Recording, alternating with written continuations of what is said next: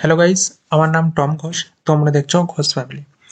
So আজকে আমি তোমাদের সাথে কথা বলবো স্বামী বিবেকানন্দ স্কলারশিপ নিয়ে। ঠিক আছে, এখন স্বামী বিবেকানন্দ স্কলারশিপ যাদেরই 60% মতো নাম্বার থাকছে সেই সমস্ত স্টুডেন্টদেরকে স্বামী বিবেকানন্দ স্কলারশিপ দেওয়া হচ্ছে। ঠিক আছে, এবং যাদের 60% থাকছে না, কিছু কিছু জনের 59.08 আদার্স কাছাকাছি থাকছে, তারা কি স্কলারশিপ পাবে?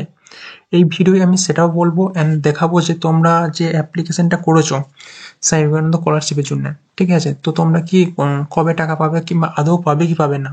কেননা 2025 থেকে নতুনভাবে স্বামী বিবেকানন্দ পোর্টালে আপডেট করা হয়েছে। ঠিক আছে, দেন আপডেটের অনেক পরেই অনেকের আধার কার্ডের সমস্যা হচ্ছে। ঠিক আছে, আধার কার্ড এখন তো আধার কার্ডের থ্রু টাকা দেওয়া হচ্ছে। দেন অনেকের আধার কার্ডের সাথে ব্যাংকের যদি কোনো ভুল ভ্রান্তি থেকে থাকে, সেই ক্ষেত্রে সেই সমস্ত স্টুডেন্টদের টাকা ঢুকছে না।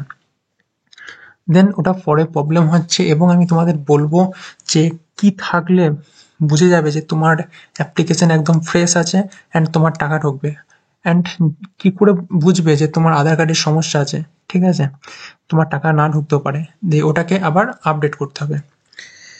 তো যে ভিডিওটা স্কিপ করলে কিন্তু বুঝতে পারবে না, সো ডোন্ট স্কিপ।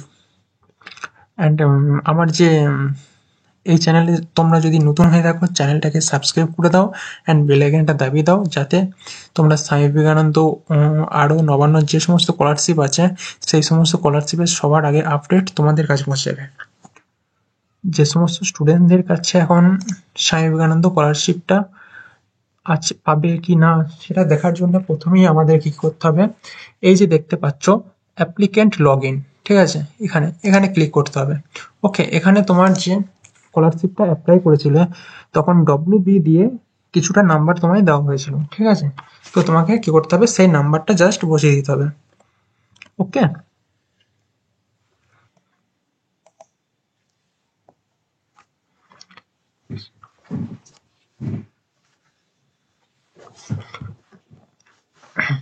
তো এখানে দেখতেই পাচ্ছ আমি ওখান থেকে ওটা লগ ইন করার পর এখানে যে স্টুডেন্টদের তার এখানে এই ইয়েটাই ছবি দেখিয়ে দিচ্ছে, এবং নিচে তার নাম অ্যান্ড যে অ্যাপ্লিকেশন নাম্বার সেটা এবং মোবাইল নাম্বার, দেন আরও তার পুরো ডিটেলস দেখিয়ে দিচ্ছে। ওকে, তারপর এখানে স্বামী বিবেকানন্দ যে স্ট্যাটাসটা সেটা শো করছে। এখানে তুমি অ্যাপ্লিকেশন রেজিস্ট্রেশন যে ডেটটা ছিল সেটা দিয়ে দিয়েছে, তুমি ফর্ম ফিল আপটা কবে করেছো সেটাও দিয়েছে, অ্যাপ্লিকেশনটা সাবমিট কবে হয়েছে সেই ডেটটাও দেওয়া হয়ে গেছে। দেন 5 নাম্বারে থাকে স্ট্যাটাস। স্ট্যাটাসে যেখানে অ্যাপ্লিকেশন ফরওয়ার্ড বাই HY, ঠিক আছে, এটা যে সমস্ত স্টুডেন্টদের থাকবে তাদেরকে অবশ্যই চিন্তা করার কোনো বিষয় থাকবে না। ঠিক আছে, এবং যাদের থাকবে না তারা একটু কলেজ হোক, স্কুল হোক বা ইনস্টিটিউট হোক, সেখানে একটু যে সমস্ত ডকুমেন্টসগুলো দিয়ে তুমি অ্যাপ্লাই করেছিলে, ঠিক আছে, সেই সমস্ত ডকুমেন্টসগুলোই তুমি জেরক্স করে তোমার কলেজ, ইনস্টিটিউট কিংবা স্কুল এ সাবমিট করো। ঠিক আছে, তবেই তোমাদের এটা অ্যাপ্লিকেশন ফরওয়ার্ড বাই HY দেখাবে। দেন ইনস্টিটিউট থেকে ওটাকে ভেরিফাই হয়ে যাবে। ইনস্টিটিউট থেকে ভেরিফাই হয়ে গেলে তোমাকে 5 নম্বরের পর 6 নম্বরে এখানে লিখে দেবে ইনস্টিটিউট ফরওয়ার্ড মেসেজ, এটাকে ভেরিফাইড লিখবে। ঠিক আছে, এবং যে সমস্ত স্টুডেন্টদের আধার কার্ড নিয়ে সমস্যা হচ্ছিল, ঠিক আছে, তো এই স্টুডেন্টসের কোনো আধার কার্ডের সমস্যা নেই, প্রপারলি ভালোভাবে ও ফর্মটা ফিল আপ করেছে। ঠিক আছে, দেন যাদের সমস্যা দেখা যাবে তাদেরকে কিন্তু এই জায়গাটা দেখাবে না।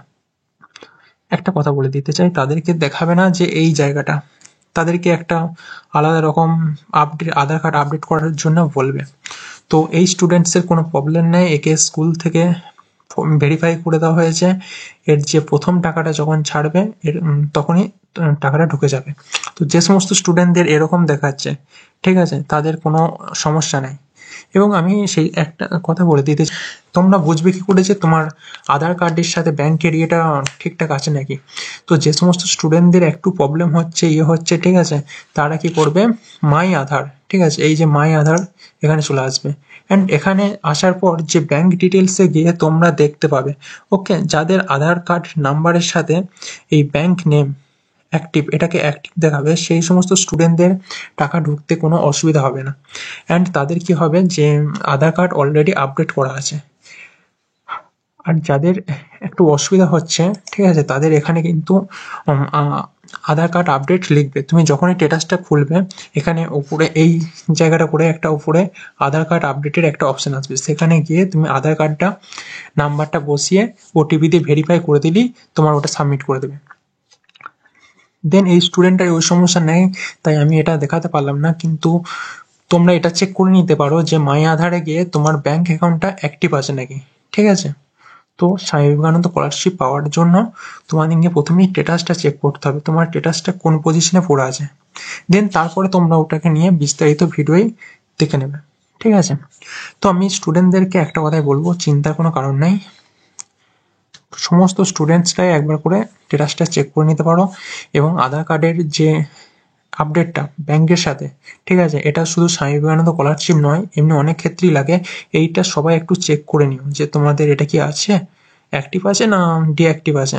তো ডিঅ্যাক্টিভ থাকলে তুমি আধার কার্ডটা নিয়ে গিয়ে তোমার ব্যাংকের সাথে গিয়ে ব্যাংকের যে ম্যানেজার বা স্টাফ থাকবে তাদের সাথে একটু কথা বলে ওটাকে অ্যাক্টিভ করে নিতে পারো, ঠিক আছে। সো এই স্টুডেন্টসের সমস্ত টাকা প্রবলেম কিচ্ছু হবে না, এর টাকা ফার্স্ট লটেই ঢুকে যাবে। এবং স্বামী বিবেকানন্দ রিলেটেড যে কোনো স্কলারশিপ সবার আগে আপডেট পাওয়ার জন্য আমার চ্যানেলটাকে পারলে সাবস্ক্রাইব করে রেখে দাও। ভিডিও ভালো লাগলে লাইক কমেন্ট শেয়ার করো, অ্যান্ড যদি স্বামী বিবেকানন্দ স্কলারশিপ রিলেটেড যদি কোনো কোশ্চেন থাকে অবশ্যই কমেন্ট করতে পারো। Thank you.